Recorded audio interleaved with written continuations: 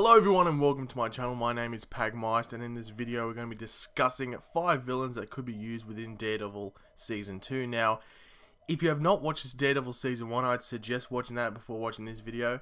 Not necessarily because of spoilers, just because of the fact I think it just makes sense to watch Season 1 before you start finding stuff out about Season 2. Now, without any more rambling on, let's get straight into it.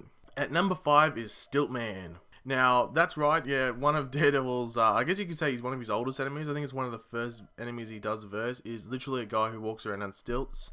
Now, he's also armed with a stun gas gun and various other gadgets. It's not just stilts, he just does not walk around on stilts all day. He actually has weapons and stuff like that.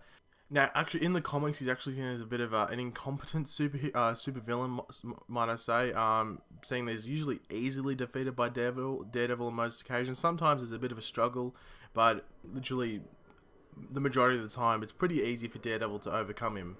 Now, I wouldn't say he's going to be a major villain like a certain person was in Season 1, but I could see him being like a bit of a side villain, like maybe every 3 episodes or something. He'd come in, do a crime, and Daredevil has to sort of step in and stop him. It'd be pretty interesting to see if the TV show would actually be able to pull him off pretty seriously instead of a bit of a joke, because a dude walking around called Stiltman doesn't seem that threatening, but if they could pull it off and make him seem like an actual threat and not just a bit of a joke, it'd be really, really impressive.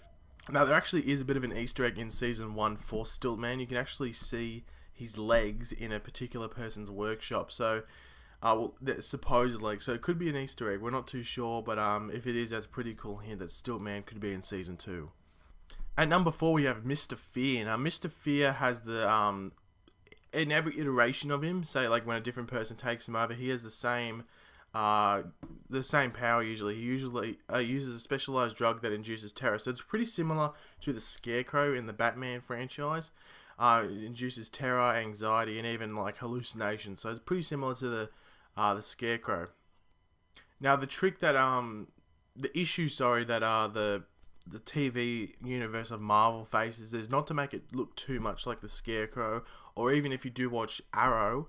There's a guy on there called Vertigo who has like a drug, and it does sort of the same thing. So they got to try and sort out that doesn't look too much like that. Now, one thing that's pretty interesting is that the storyline that could do is that if this guy uses a mass amount of this drug, it could actually take away the fear of death, because everyone in Hell's Kitchen thinks they're sort of fearing death most of the time, like it's unsafe on the streets. So if he uses that drug properly, it could actually take away the fear from everyone in Hell's Kitchen, and instead of having everyone incapacitated with fear. So it'd be pretty interesting, and it'd be pretty interesting to see how Daredevil combats that as well. And number 3, and I just want to, the actual person isn't a spoiler, but the person that she might be involved is a spoiler, so just make sure you've watched Season 1 for the love of God. But anyway, at number 3 we have Typhoid Mary. Now she's been both an enemy as well as an actual love interest to Daredevil over the years.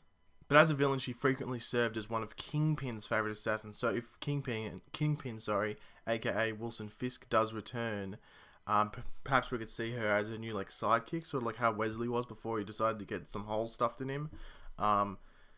So even though Daredevil actually did fight a lot of people in the Season 1, he's yet to fight anyone with actual superhuman abilities. So if Typhoid Mary is actually in this show and could be a potential villain, it might open up the Daredevil world to a more fantasy side, I guess you could say, sort of like what's happening in Agents of S.H.I.E.L.D.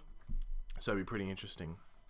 At number 2, we have The Hand. Now, in Season 1, obviously if you've watched it, you remember Nobu, who was the Japanese businessman side of that like group that Wilson Fisk was involved in.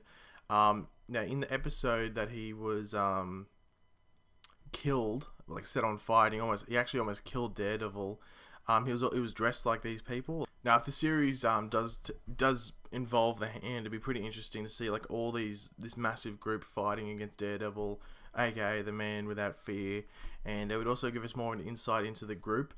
Now, we know from events in Season 1, the group that Nobu was involved in is something more sinister than just standard criminal activities. They're a bit more in depth.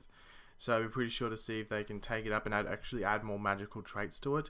But even better, it'd actually be interesting to see if Kingpin gets out of prison, because I think it's too much of a main character, and Vincent D'Onofrio did a really good job of actually portraying Kingpin. So there'll be some way where he gets out of prison, where there's like people on the outside which can get into the prison and let him escape. If you've watched Arrow, you would know that like how like they managed to get Roy out of prison just by like pretending to stab him, and it was like had poison and stuff like that on it. But I don't think they would copy that idea, but they might do something similar to get him out. And Wilson Fisk could actually become the Hand's new leader, and that's what he actually is doing in the comics, I'm pretty sure, nowadays. So that'd be a pretty interesting storyline if they did follow it.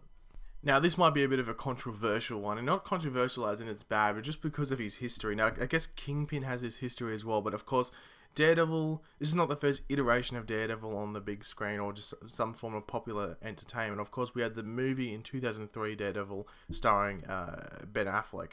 Now, there was Kingpin, and then this is the number one. We have Bullseye. Now, if Kingpin is considered to be Daredevil's like the greatest enemy, like the big kahuna, then Bullseye is definitely a close second. Now, he's labelled the man who never misses. I'm pretty sure he labels himself that. Now, he's basically to turn any object into a projectile weapon. We saw it in the movie, how he like flicks a peanut into that old woman's throat and then she dies and chokes on it. Stupid stuff like that. And actually, the funny thing is, it's actually not even a superpower. It's just really, really skilled. And he's just really good at aiming. Now, he's been an enemy of Daredevil since the late 70s in the comics and has frequently been responsible for many of the tragedies in Matt Murdock's life, like killing a certain person. I don't want to spoil it just in case they do put it in the show. Now, it's actually already been suggested that Bullseye is actually being considered for Season 2. Now, I'm not sure if it's going to be the big bad or he's going to be like a recurring villain. He could be like the big bad in like Season 3 or Season 4 if they do get there. But it'd be pretty cool to see Bullseye because I think he's... with Daredevil's powers and how he's able to avoid stuff and certain things like that, it'd be pretty interesting to see Bullseye in the show. And also if they want to keep the show a bit more realistic. Now I guess like having all these like enhanced senses isn't extremely realistic, but it's not as bad as like flying or like zapping electricity out of your hands, if you know what I mean. So if they brought him into the show and made him the big bad, it'd be pretty interesting in keeping it a bit more realistic. The one thing that I think they should avoid with Bullseye, if they do it, is just literally give him a suit if he wants to do it. Not have like a scar of the target symbol or whatever it was on his forehead in the 2003 movie. I thought that was really weird. Because I'm pretty sure in the comic books he just literally has a suit with a target on his head. So, yeah, I thought that was a bit silly. So anyway, guys, thanks for watching. Leave any opinions in the comment section below. Who do you think should be in Daredevil Season 2? What do you think of Daredevil Season 1? I really, really enjoyed it. I really liked the way the season ended. I thought it was going to end a certain way and then ended that way, and I was like confused as shit. But thanks for watching. If you did enjoy the video, make sure to leave a like. Subscribe if you're not subscribed for more videos like this. And make sure to follow me on Twitter. That link will be in the description below. And yeah, I'll catch you later. Goodbye.